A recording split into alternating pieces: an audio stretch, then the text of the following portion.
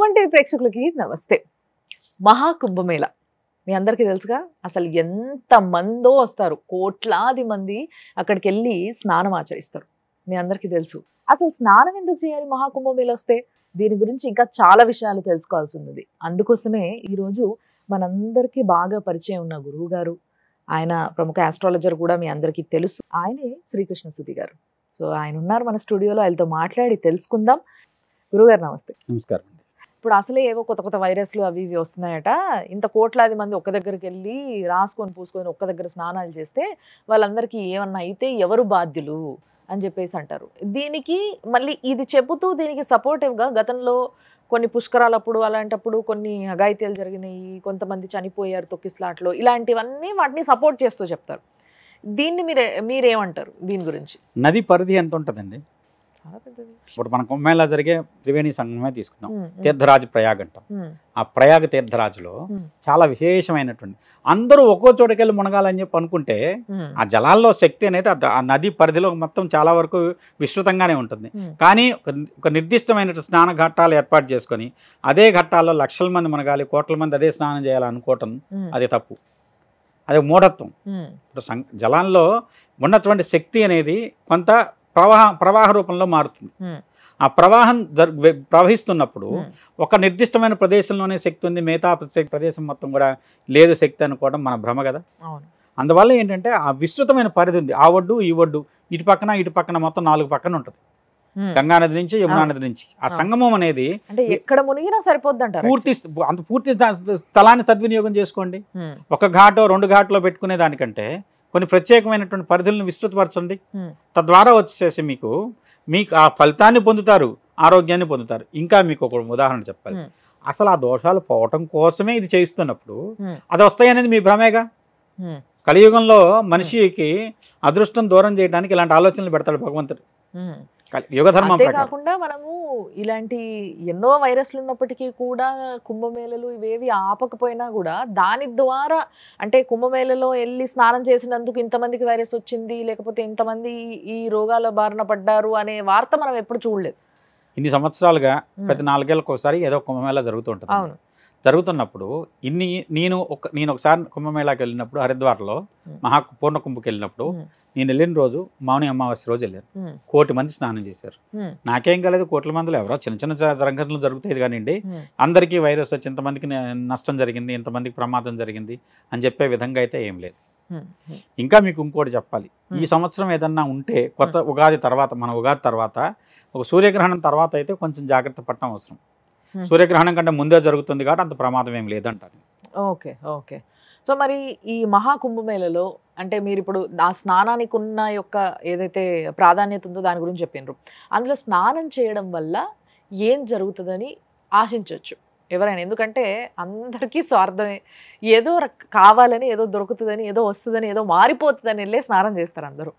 So వాళ్ళకి మీరేం చెప్తారు? వృషభస్థ కుంభు సాధ్యంగా వచ్చేసి ఐశ్వర్యం కోసం చేసేది. ఐశ్వర్యం కోసం. ఓకే. ఐశ్వర్యం అనేది డబ్బులే కాదు, సంతానం కొంతమందికి, కొంతమంది కుటుంబ వృద్ధి, స్థిరాస్తి వృద్ధి, సంపద, ఆర్థిక వృద్ధి, ఏది వృద్ధి అయినా సరే ఐశ్వర్యం. ఈశ్వర ప్రసాదమైనది ఐశ్వర్యం. కాబట్టి ఈశ్వర ప్రసాదమైన ఐశ్వర్యం లభిస్తుంది. కాబట్టి ఈ కుంభమేళాలో వెళ్ళి స్నానం చేయండి. కొంతమంది మిమ్మల్ని అడుగుతారు, గురుగారు మరి మాకు అసలు చాతనవ్వదు, మేము అసలు అంత దూరం వెళ్ళి స్నానం చేసే అంతగా ఆరోగ్యంగా లేము, కానీ మాకు చెయ్యాలని ఉంది, ఏం చేయొచ్చు అంటారు? చాలా మంది బాటిల్లో నింపుకొని వస్తారు. అక్కడ బాటిల్లో చాలా కమర్షియలైజ్ చేసి అమ్ముతూ ఉన్నారు. మా కుంభమేళ ఎక్కడ జరిగితే అక్కడ అదే జరుగుతుంది. సో అన్ని ప్లాస్టిక్ బాటిల్సే, మళ్ళీ అవన్నీ అమ్మి తీసుకొచ్చి అమ్మిన తర్వాత వీళ్ళన్నీ తీసుకొచ్చుకొని అక్కడ నుంచి ఆ నీళ్లు తలపైన చల్లుకుంటారు. దీనివల్ల ఉపయోగం ఉందంటారు? ఏమీ లేదు ఉపయోగం. ఏం లేదా? ఎందుకంటే అండి, క్షేత్రం జలానికి తత్వం ఎలా వస్తుందంటే భూమిని బట్టి వస్తుంది. ఇప్పుడు కొన్ని ప్రాంతాల్లో నీళ్లు వేడి చేస్తాయి అంటారు, కొన్ని ప్రాంతాల్లో నీళ్లు చలవ చేస్తాయి అంటారు. వేధి అంటాం దాని స్వభావాన్ని. అంటే నీళ్ళకి ఆ లక్షణాన్ని వేధి లక్షణం అంటారు, క్షణవేధి అంటారు. అంటే తాగిన క్షణంలో ప్రభావం చూపెట్టే క్షణవేధి. మాసవేధి అంటారు, తాగిన తర్వాత నెల తర్వాత దాని ప్రభావం చూపెడుతుంది. పక్షవేధి అంటారు, వారవేధి అంటారు, వత్సరవేధి అంటారు.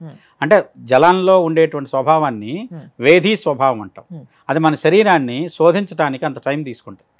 ఈ ప్రత్యేకమైన పర్వదినాల్లో ప్రయాగరాజులో ఏదైతే జలాలు ఉంటాయో అది మృత్తికతో కూడుకున్నటువంటి దాని ద్వారా వచ్చే శక్తి అండి. మట్టి ఓకే ఓకే ఆ జలాల్లో ఉండేటువంటి 2 జలాలు కింద ఉన్నటువంటి మృతిక, మీరు సరస్వతి అన్నారు కదా, అవును ఆ సరస్వతి మృతిక. ఓకే ఓకే అంటే ఆ మట్టితో కొంత స్వభావం వస్తుంది జలానికి. అవును ఇప్పుడు నీళ్ళలో ఆ మట్టి స్వభావం కూడా కలుస్తుంది కదండి అంటారు. అవును కానీ ఎప్పుడైతే ప్లాస్టిక్ కలిసిందో అదే విషయం కదా. అవును మీరు అలానే కాదు, అంతకు ముందు రోజుల్లో ఇంత పెద్ద పెద్ద ప్రతి ఇంట్లో కూడా గంగాజలం అని కలశాలతో నింపుకొని సీల్ వేసుకొని పెట్టుకునేవాళ్ళు. అవును ఆ రోజుల్లో ఉన్న నీళ్ళకి ఈ రోజున ఉన్న నీళ్ళకి చాలా తేడా ఉందండి. ఆ రోజుల్లో నీళ్ళన్నీ వచ్చేసేసి పరిశుద్ధంగా ఉండేవి. ఇవాళ ఏంటంటే దాని పక్కన కాన్పూర్ దగ్గర ఎన్ని తోల పరిశ్రమలు ఉన్నాయి, ఆ వ్యర్థాలన్నీ తీసుకొచ్చి గంగలో కలుపుతున్నారు. అలా యమునా నది, ఢిల్లీలో కనుక యమునాను చూస్తే మీరు స్నానం చేయరు, అంత పొల్యూషన్తో ఉంటుంది. ఇవన్నీ మానవ సంబంధించిన దోపాలే కదా. తద్వారా నదీ జలాలు కలుషితమైనవి. అందువల్ల ఏంటంటే అక్కడ స్నానం చేసి వెంటనే వచ్చేసి మీరు కనుక స్నానం చేసినప్పుడే వచ్చేసి తుడి చేసుకోకపోతే అది కొంత ఇబ్బందిని కూడా కలిగిస్తున్నటువంటి పరిస్థితి ఇప్పుడు దేశంలో. నదీ జలాలు అంతకు ముందున్నంత పవిత్రంగా లేవు, కారణం మానవ సంబంధించిన చర్యలే. తద్వారా ఏంటంటే బాటిల్ కనుక తీసుకొస్తే కనుక అది తీసుకొచ్చిన ప్రయాణంలో 1 రోజు 2 రోజులు నిల్వ ఉంటే బ్యాక్టీరియా పెరుగుతుంది, మామూలుగా కూడా చెప్తారు మీకు. అందులో ప్లాస్టిక్ బాటిల్లో బ్యాక్టీరియా డబుల్ అవుతుంది. రాగి ఇత్తడిలో ఉండేటువంటి స్వభావం వల్ల బ్యాక్టీరియా చనిపోతుంది, ప్లాస్టిక్ బాటిల్స్ వల్ల దానివల్ల నష్టం జరుగుతుంది. తద్వారా వచ్చే రోగాన్ని మీరు కొని తెచ్చుకున్నారు. మరి మామూలుగా ఇప్పుడు ఇది ఒక 40-41 రోజుల ఏదైతే కుంభమేళ మహాకుంభమేళ సెలబ్రేట్ చేసుకుంటున్నాం మనం, ఇప్పుడు ఇది ఒక 40 days జరుగుతుంది. ఈ 40 daysలో మళ్ళీ ఎప్పుడు వెళ్ళాలి, ఏ రోజు వెళ్ళి మునగాలి? 40 రోజులు మునిగితే అదే విధంగా ఉంటుందా, అదే ప్రభావం చూపిస్తుందా మన శరీరం పైన కానీ మన ఐశ్వర్యం పైన కానీ, లేకపోతే ఇంకేదైనా స్పెషల్ డే ఉంటుందా గురువుగారు అని అడుగుతూ ఉంటారు మిమ్మల్ని చాలామంది. ప్రత్యేకమైన రోజులైతే ముఖ్యంగా చెప్పాలి అంటే పుష్య పౌర్ణమి 13వ తారీఖు, సంక్రాంతి ముందు రోజు. ఓకే. అలానే రవి మారేది సంక్రాంతి నాడు. అవును. సహజంగా ఏమవుతుందంటే ప్రతిసారి సంక్రాంతి తర్వాత పుష్య పౌర్ణమి వస్తుంది. ఈ సంవత్సరం ఏంటంటే పుష్య పౌర్ణమి సంక్రాంతి కంటే ముందు వచ్చింది. ఓకే. అందువల్ల పుష్య పౌర్ణమి మొదటి స్నానం చెప్తారు, 2వ స్నానం మకర సంక్రాంతి అని చెప్తారు. అలానే 3వ స్నానం వసంత పంచమి. ఓకే. ఆ ఫిబ్రవరి 2వ తారీఖు అనుకోండి వసంత పంచమి వచ్చింది, ఆ రోజు చెప్తారు 3వ తారీఖు. తర్వాత వచ్చేసి రథసప్తమి, చాలా విశేషంగా చెప్తారు. తర్వాత చివరిగా మళ్ళీ మాఘ పౌర్ణమి. మాఘ పౌర్ణమి చాలా విశేషం అండి. పౌర్ణమిలో మాఘ పౌర్ణానికి చాలా ప్రాధాన్యత ఉంది. ఎందుకంటే 3 మాసాలు దైవికంగా చెప్తారు, మాఘ, మాధవ, కార్తీక. ఈ 3 మాసాలు భగవత్ సంబంధమైనవి. అందువల్ల ఏంటంటే మాఘమాసానికి చాలా విశేషం ఉంది, సూర్యుడికి సంబంధించిన నెల. అందువల్ల సూర్యుడికి సంబంధించిన శక్తి ఏంటంటే ఆరోగ్యం భాస్కర ఆదిత్యేత్ అంటారు, ఆరోగ్యం ఇచ్చే సూర్యుడు. అందువల్ల ఏంటంటే సూర్యుడికి సంబంధించిన నెల మాఘమాసం. మాఘమాసంలో ఆదివారాలు విశేషం. అలానే అంటే పౌర్ణమి ఇంకా విశేషం. అలాంటి మాఘ పౌర్ణమి నాడు చివరిగా శివరాత్రి నాడు. ఇది స్నానానికి విశేషమైన రోజులు. అందువల్ల ఏంటంటే ఈ స్నానానికి ఆ రోజులు జనాలు ఎక్కువ ఉంటారు. కానీ 40 రోజులు కుంభంలో గురుడు ఉంటాం, అదే కుంభంలో వచ్చేసి రవి ఉంటాం, గురుడు వృషభంలో ఉంటాం.